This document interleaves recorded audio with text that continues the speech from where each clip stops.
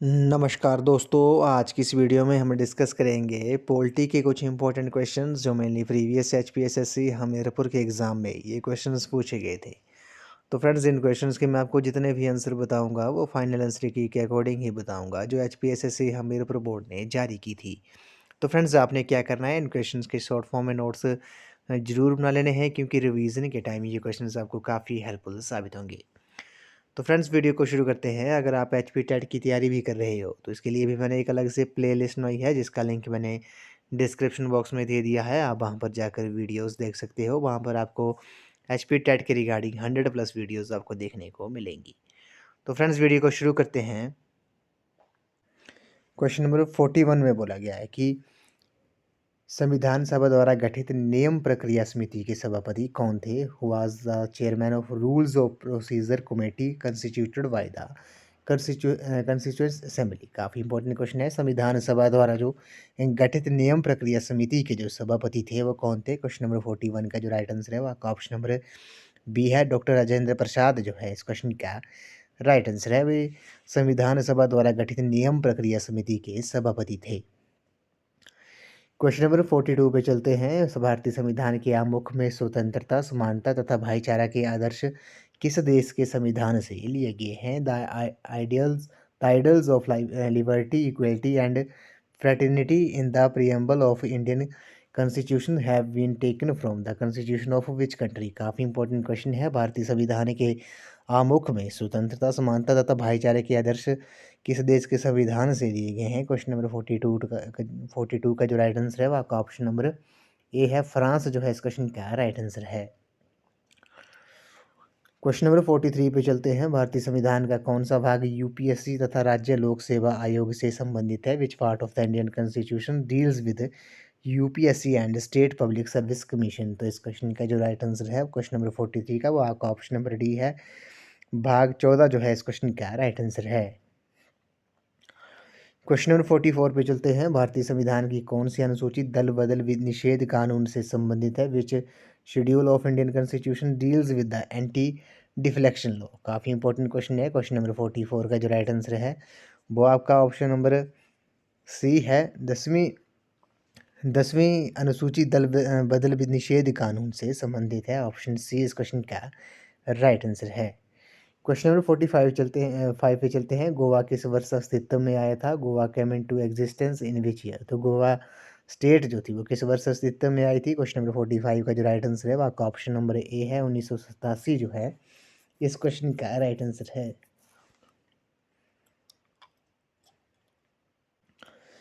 Question number 46 पे चलते हैं। इसमें बोला गया है कि एक विदेशी नागरिक भारत में कितने वर्षों तक निवास करे तो उसे भारतीय नागरिकता प्राप्त हो सकती है? Indian citizenship can be acquired by the foreigner who has resided in India for how many years? तो एक विदेशी भारत में अगर कितने वर्षों तक निवास करता है तो उसे भारतीय नागरिकता प्राप्त हो सकती है? क्वेश्चन नंबर 46 का जो राइट आंसर है वो आपका ऑप्शन नंबर सी है। 12 वर्ष जो है इस क्वेश्चन का राइट आंसर है।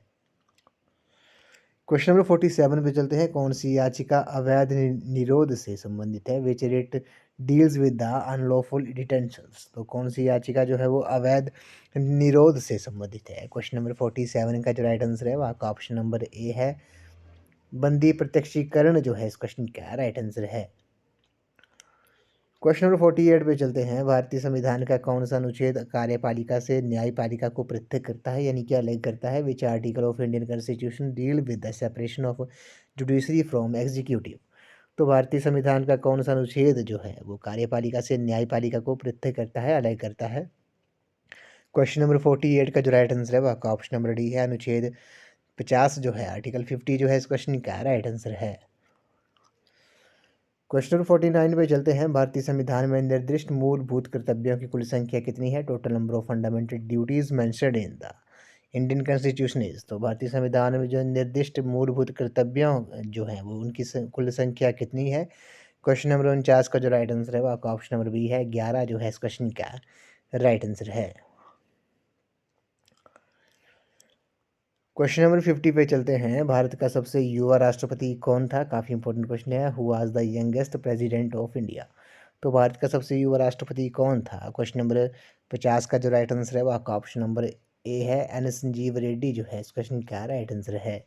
अभी प्रेजेंट में कौन है आपको पता है, ये द्रौपदी मुर्मू जो है, श्रीमती द्रौपदी मुर्मू जो है वो प्रेजेंट में भारत की राष्ट्रपति हैं और वो ये पहली आदिवासी राष्ट्रपति हैं। और डिस्ट्रिक्ट वो कहाँ से बिलोंग करते हैं, वो आपके उड़ीसा स्टेट से बिलोंग करते हैं। और वाइस प्रेसिडेंट जो है श्री जगदीप धनखड़ जो हैं वो श्री जगदीप धनखड़ जो हैं वो राजस्थान स्टेट से बिलोंग करते हैं। वो पहले पश्चिम बंगाल के, वेस्ट बंगाल के वो गवर्नर थे। क्वेश्चन नंबर 51 पे चलते हैं। भारत में प्रथम आपातकाल किस वर्ष घोषित किया गया था? In India the first emergency was declared in which year? तो भारत में जो प्रथम आपातकाल जो था वो किस वर्ष घोषित किया गया था? क्वेश्चन नंबर 51 का जो राइट आंसर है वो आपका ऑप्शन नंबर बी है, 1962 जो है इस क्वेश्चन का राइट आंसर है। क्वेश्चन नंबर 52 पे चलते हैं। Which is a permanent body? तो कौन सा एक स्थायी निकाय है? तो इस क्वेश्चन का जो राइट आंसर है 52 का वो आपका ऑप्शन नंबर ए है, राज्यसभा जो है इस क्वेश्चन का राइट आंसर है। Rajya Sabha is a permanent body. आपको पता होगा राज्यसभा जो है उसमें अधिकतम राज्यसभा सदस्यों की जो संख्या है वो अधिकतम 250 है। और इसमें 12 जो सदस्य हैं, 12 जो सदस्य है वो राष्ट्रपति मनोनीत करता है। अगर लोकसभा में पूछा जाए तो लोकसभा में 2 सदस्यों को नॉमिनेट करते हैं प्रेसिडेंट जो हैं, और राज्यसभा में 12 मेंबर्स को नॉमिनेट करते हैं प्रेसिडेंट। ये भी आपने याद रखना है। और राज्यसभा जो है उसे ऊपरी सदन कहते हैं। ऊपरी सदन किसे कहते हैं? वो राज्यसभा को कहते हैं। और निम्न सदन या लोकप्रिय सदन जो है वो लोकसभा को कहते हैं। ये भी आपने याद रखना है। और राज्यसभा के जो सभापति होते हैं वो उपराष्ट्रपति होता है, ये भी आपने याद रखना है। क्वेश्चन नंबर 53 पे चलते हैं। महाराष्ट्र में लोकसभा की कुल कितनी सीटें हैं? Total number of Lok Sabha seats in Maharashtra. तो महाराष्ट्र में लोकसभा की जो कुल सीटें हैं वो कितनी हैं? क्वेश्चन नंबर 53 का जो राइट आंसर है वो आपका ऑप्शन नंबर सी है, 48 जो है इस क्वेश्चन का राइट आंसर है। क्वेश्चन नंबर 54 पे चलते हैं। भारत की न्यायिक व्यवस्था में सबसे सर्वोच्च कौन होता है? विच stands at the apex of the judicial system of India? तो भारत की न्यायिक व्यवस्था में सबसे सर्वोच्च कौन होता है? क्वेश्चन नंबर 54 का जो राइट आंसर है वो आपका ऑप्शन नंबर डी है, इनमें से कोई नहीं, नन ऑफ दीज जो है इस क्वेश्चन का राइट आंसर है। क्वेश्चन नंबर 55 पे चलते हैं। एक राज्य के महाधिवक्ता की नियुक्ति कौन करता है? Who appoints the advocate general of a state? तो एक राज्य के महाधिवक्ता की जो नियुक्ति है वो कौन करता है? क्वेश्चन नंबर 55 का जो राइट आंसर है वो आपका ऑप्शन नंबर डी है, राज्यपाल जो है, गवर्नर जो है इस क्वेश्चन का राइट आंसर है। Governor appoints the advocate general of a state. Option D इस क्वेश्चन का राइट आंसर है। क्वेश्चन नंबर 56 पे चलते हैं। विद्युत आपूर्ति भारतीय अर्थव्यवस्था के किस क्षेत्र में आती है? Electricity supply falls in which sector of Indian economy? तो विद्युत आपूर्ति जो वो भारतीय अर्थव्यवस्था के किस क्षेत्र में आती है? क्वेश्चन नंबर 56 का जो राइट आंसर है वो आपका ऑप्शन नंबर बी है, यह द्वितीय क्षेत्र में आती है, सेकेंडरी सेक्टर में आती है। ऑप्शन बी इस क्वेश्चन का राइट आंसर है। Electricity supply falls in secondary sector of Indian economy. तो ऑप्शन नंबर बी इस क्वेश्चन का राइट आंसर है। क्वेश्चन नंबर 57 पे चलते हैं। केंद्रीय सांख्यिकी संगठन किस वर्ष गठित हुआ? Central statistical organisation was constituted in which year? तो केंद्रीय सांख्यिकी संगठन जो है वो किस वर्ष गठित हुआ था? क्वेश्चन नंबर 57 का जो राइट आंसर है वो आपका ऑप्शन नंबर बी है, 1951 में। कब? 1951 में केंद्रीय सांख्यिकी संगठन जो था, सेंट्रल स्टैटिस्टिकल ऑर्गेनाइजेशन जो था वो गठित हुआ था। तो ऑप्शन नंबर बी इस क्वेश्चन का राइट आंसर है। इस वीडियो को ये लास्ट क्वेश्चन है। इसमें बोला गया कि नीति आयोग में नीति से संदर्भ है, तो नीति आयोग रेफर्स, तो आपने बताना है कि नीति आयोग की नीति की फुल फॉर्म क्या होती है? तो क्वेश्चन नंबर 58 का जो राइट आंसर है वो आपका ऑप्शन नंबर डी है। इस क्वेश्चन का ऑप्शन नंबर डी जो है इस क्वेश्चन का राइट आंसर है। नन ऑफ दीज जो है इस क्वेश्चन का राइट आंसर है।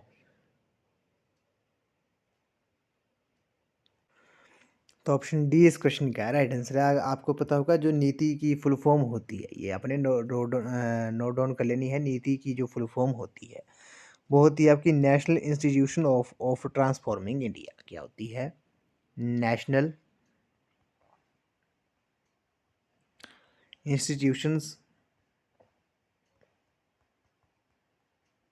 इंस्टीट्यूशंस ऑफ ट्रांसफॉर्मिंग इंडिया क्या होती है? National institution of transforming India, ये नीति आयोग की फुल फॉर्म होती है। ऑप्शन नंबर डी इस क्वेश्चन का राइट आंसर है। पहले पता होगा आपको, नीति आयोग को पहले योजना आयोग के नाम से जाना जाता था, प्लानिंग कमीशन के नाम से जाना जाता था। आपको पता होगा जो प्लानिंग कमीशन था वो कब बना था, ये भी आपसे पूछ सकते हैं। प्लानिंग कमीशन जो था वो 15 मार्च 1950 को जो था वो प्लानिंग कमीशन यानी कि योजना आयोग का गठन हुआ था।